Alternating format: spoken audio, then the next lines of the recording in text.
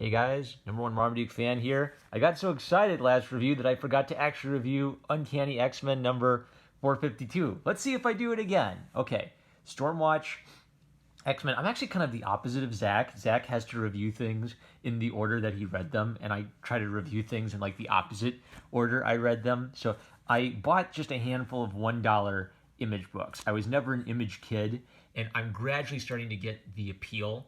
The appeal of old image books was exactly the same appeal of classic Jim Lee X-Men, big over the top art. My problem has always been I look at an image character and I see not X-Men. Now, Stormwatch issue 3 actually did a lot of good things to help me as kind of a non-image guy get into it. So first off, Scott Clark and Trevor Scott, the artist, penciler and inker, get top billing. Jim Lee's the writer, but over and over again, Image is kind of showing we value the artist, the penciler, and inker kind of first and foremost at Image Comics, okay? Second cool thing they did is they said the characters' names over and over again. So she's Diva, he's Fuji, he's Battalion. They said this guy's name was Hellstrike a couple times, but by then I already had him as Pepsi Man in my head. That's the problem. If you don't immediately get me to know the character, he's Pepsi Man forever after that. And this is canon. They also have several characters getting some subtle character development, even though this is an action-oriented issue. The Chernobyl nuclear reactor. That's topical. So it's kind of funny because I just finished watching the Chernobyl series. This is such a ridiculous, over-the-top thing. Okay, so some good things about old Image. Characters die, and their death appears to mean something. Characters have faith in other characters, and so there's this theme of believing in other people who are part of the team. Weird things like feet that are mysteriously missing, and I know that Fuji is supposed to be this cool giant rock mountain dude. I don't know, it just felt a little obvious, you drew the muscly legs all the way to the bottom, and then you just stop it. How does he balance? I don't know. So, where was I going with this? Cool thing? Art. Cool thing. Butts. Beautiful women. A tough guy who is going to blow them up to stop the nuclear disaster. A big Thanos-looking guy named Regent who's got some kind of agenda. They have this cool thing where Cannon keeps losing his cool and because he's thinking about his dead friends and he's kind of messing it up for the other team. Okay, that's a classic action-adventure trope. Now, they never have a thing where he learns his lesson and then makes up for it. So it's kind of weird that he screws up their battle strategy, and then later they just say, hey, you're cool, you're part of the team. I'd expect him to get at least roasted or, drill sergeant, have someone do a drill sergeant yell at him. They have a little break moment where they show some of the human beings. Man, that's a beautiful possible Captain Marvel design right there. She's even got the side of the head shaved cut, but she looks like a beautiful woman. Where was it going with this? Okay, so they're showing the younger brother who's in the hospital, and then his older brother, he's in the battlefield fighting before they all get blown up. So I thought that was cool. Hey, look, a black superhero leading the team. Actual diversity has always been a part of comic books. A cool 2-page spread with a big over-the-top punch. Down to the wire, last second fight. What was I looking for? Okay, so what actually sold this to me was the letters column, where they talk about how much they appreciated the character development for some of these characters. And even though I was kind of reading this and thinking, okay, it's just an action issue, I don't really get a lot of these guys, I got some subtle characterization for, 3 or 4 characters trying to work through things. And then in the letters column, then there's all this stuff hey, I love all the character development in issues 1 and 2. And I think, okay, I thought that this was kind of an action heavy issue.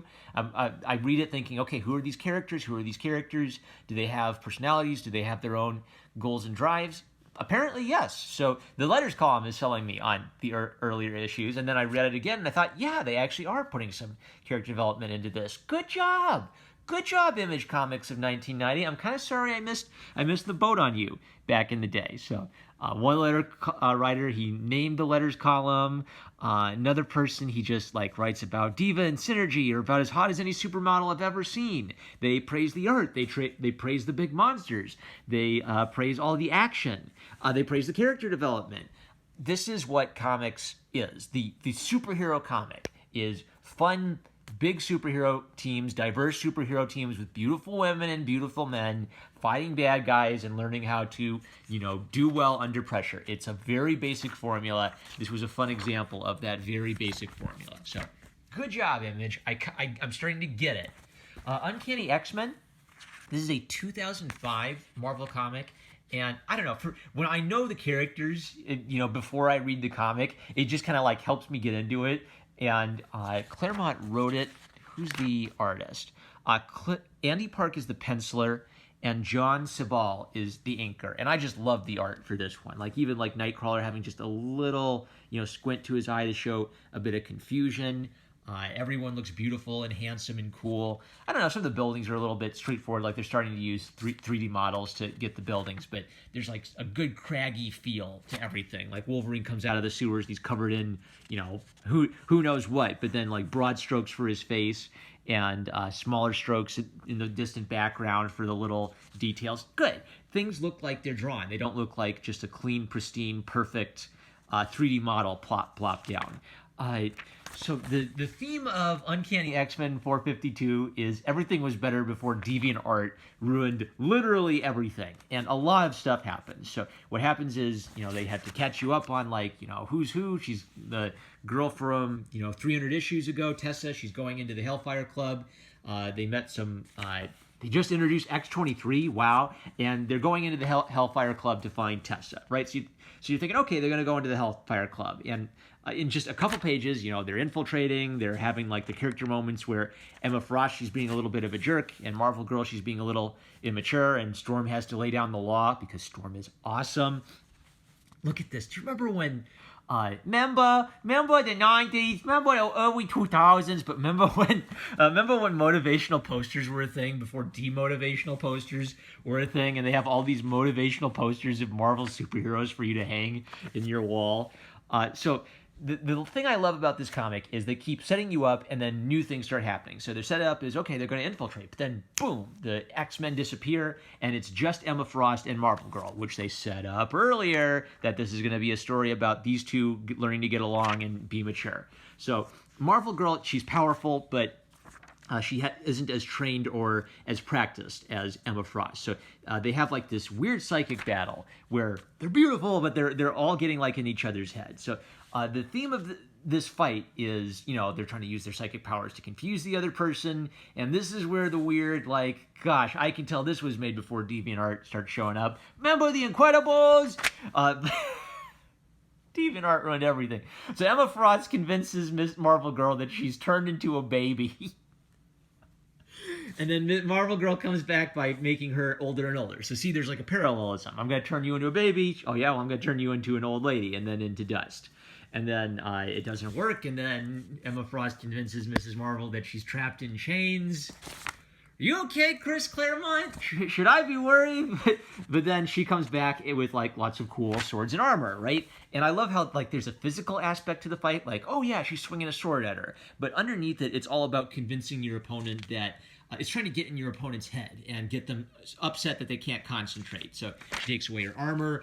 And then Phoenix inflates her into a giant fat balloon lady. All right, Chris, you're 3 for 3 here. Like, I believe, 1 or 2 creepy DeviantArt subcategories before DeviantArt became popular. But 3 for 3, I don't know, Chris. I don't know.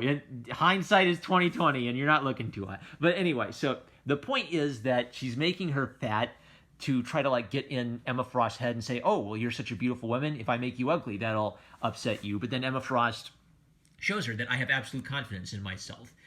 Scott Summers loves me even though he knows all this evil stuff I've done. If he could love me in spite of that, why would I be self-conscious about my physical appearance? And that's what breaks Marvel Girl. It's great. I even love there's like one tear there and one like Phoenix energy tear there. It's just such great emotion. They're all so beautiful. And then, okay, we're only halfway through and all of that has happened. And now more stuff is going to happen. Now they've kind of like worked through their thing and they're going to go infiltrate the Hellfire Club and these cool outfits, and then instantly they see mutants on sale there. So Emma Frost realizes that she's got to like forcefully give Marvel Girl a new power so she can infiltrate while she's going to talk to the other, her replacement in the Hellfire Club. It's just so much is happening. And then right as Marvel Girl is sneaking up, like the evil lady from earlier shows up, and we find out what happened to the rest of the X-Men. They got teleported to France, and Bishop is a traitor? Question mark? Wolverine versus Bishop? So much happened.